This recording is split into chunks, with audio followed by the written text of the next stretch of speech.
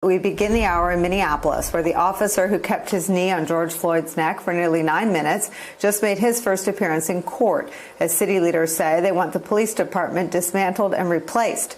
NBC's Shaq Brewster is in Minneapolis and joins us now. Shaq, we talk to you day after day. One thing is constant, those crowds gathering, but there's some new developments. Take us through both the first court appearance for the officer accused of second-degree murder and the move by the city council to disband the police.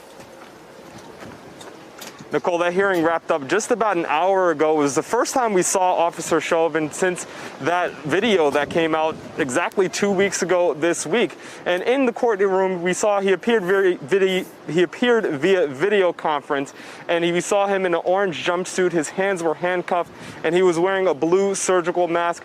His judge set the bail for $1.25 million, up to that amount. His attorneys did not object to that. And he also, as the attorneys were leaving court, the attorneys didn't talk to reporters or comment, but we did hear from the attorneys of another officer involved in that situation. And it was this morning in an interview with Gabe Gutierrez where we heard from one of the officers, or the attorneys of the officers, who helped restrain George Floyd in that situation. Again, that happened exactly 2 weeks ago. Listen to a little bit of that interview. Now, if he had observed Chauvin beating him, striking him with a billy club, doing something of that nature, they may have a case in, but he didn't see that. What he saw was a guy restraining the deceased, and he was questioning it. Should we do it this way? And his training officer, one of them, says no. Now you take that, and then you look at, and what did he do after the ambulance came?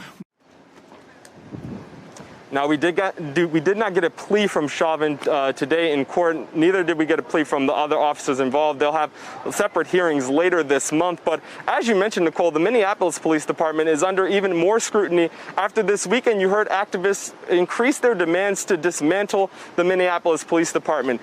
Some big news on that front. The city council, a majority of city council members, came out yesterday and said that they support that move to dismantle it. When I spoke to one of the council members after they made that big announcement, he warned that this is not going to be an immediate move. This almost starts a one-year timeline of engagement with the community to figure out how to best do this. What they want to do is reallocate resources from the Minneapolis Police Department to other community-based centers, and that's the process that they're starting with that announcement. But you're seeing the protests continue, the commemorations here at the site where George Floyd died, those are continuing, and you're hoping, and people are hoping, for more progress on this front. Nicole? Hey there, I'm Chris Hayes from MSNBC. Thanks for watching MSNBC on YouTube. If you want to keep up to date with the videos we're putting out, you can click subscribe just below me, or click over on this list to see lots of other great videos.